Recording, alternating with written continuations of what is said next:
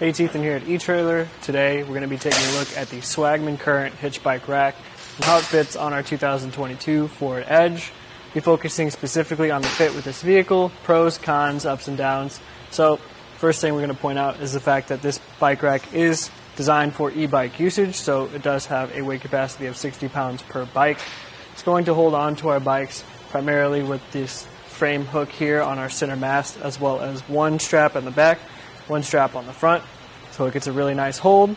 And for e-bikes, that's going to be really nice, but if you do have a carbon frame bike, you're not going to want to use this bike rack because it does have the potential to damage your frame while you're driving with that frame hook.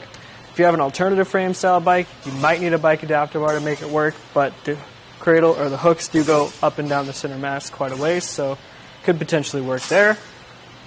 The first feature that we're going to point out is the fact that we do have the ability to fold or tilt the bikes away with the bikes loaded up. To do that, we will have to reach through one or two bikes to get to this handle here in the back. We'll have to pull that, and we can lower our bikes down. It's going to be a lot harder if you have two 60-pound bikes loaded up, but from here is the first way we're going to have access to our hatch. And we have tons of room from our handlebars and our pedals, and a good amount of room back here. If I wanted to, I could sit, change my shoes before or after my ride, and now would be the time to get anything out of the back that I would need once I get there. To tilt the rack back up, I'll just hold on to the frame of the rack itself. You'll hear it click into place, and now we can work on getting the bike removed. First, going to start by undoing our straps. So we'll start with this back strap here. Press the button, releases the strap. They're really long, they're rubberized, easy to work with. They've got pads on them to protect the tires as well. Now we'll do the front strap. Same thing, just press the button, release the strap. And now I'll take the hooks all the way off. It's really nice to come all the way off. On the hooks as well, you can see there's a metal lock core. If you lock that up, you won't be able to press the button, and your bike or bikes will be locked onto that center mast.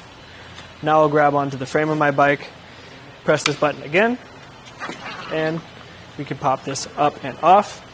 From here, if you wanted to, you could lower the center mast.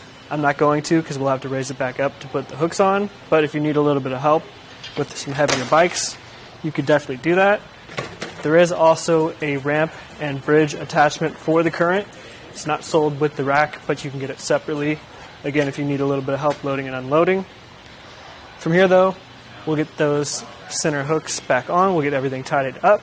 We're going to take a look at these cradles. You see they do have a couple different grooves in there for different tire widths. In this case, we can support up to 5-inch tires right off the gate. So, put the strap back away. Also on those cradles, you'll note that we do have these knobs here down at the bottom, which allows us to loosen and tighten these cradles to slide them up and down the tray to accommodate wheelbases of up to 50 inches. We'll replace this as well. And now we'll get the hooks back on, starting with the longer one. Just line it up, slide it down in place. Same thing with the shorter one. We can get that folded down and out of the way. We'll have to adjust these just a little bit to accommodate our cradles. Just like that. And from here, we'll get a couple measurements so you can see what it's like to live with this on the back of your vehicle. In general, it's really compact actually, so it's only going to be sticking out from your bumper to this furthest point, about 22 inches, which for an e-bike rack is really nice. As far as ground clearance goes, from the ground to this point here in the back, it's going to be about 18.5 inches, so we have a pretty nice rise, although the edge does sit pretty low. This is going to be high enough up that I'm not going to be worried about going up hills over curbs and bottoming out that way. One thing about this rack, though, is we do have the ability to fold it up, but it does sit really close to the edge, so we can get away with it, but I'll measure that point just to see exactly how close that is. We can adjust these cradles up and down a little bit if we need to, but from the closest point here, we have about 1/2 inch. It's really, really close. It's not going to go any closer than that, so I'm not going to worry about it damaging it, but if you do have the cradles in a different position, you could potentially make contact there, so something to be careful of. As far as how much distance we've added on now total, it's closer to about 12.5 inches, so it's really, really compact and small overall. And one of the nice things about that design is that we do have the ability to get into our hatch with the bike rack in this position. So we can open it up again if we want to leave it in this position, go to the store, whatever, just anywhere that's not the trail, we want to leave it on.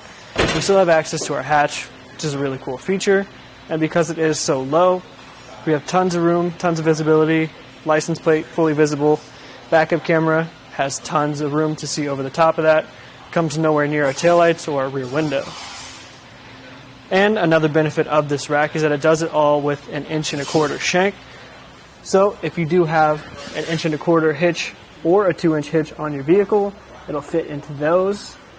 In our case right now, we do have a 2-inch hitch receiver and it's fitting in with our 2-inch sleeve. It's held in place by a 3/4 inch anti-rattle bolt and a lock on the end that's going to be key-like to those frame hook locks we talked about earlier.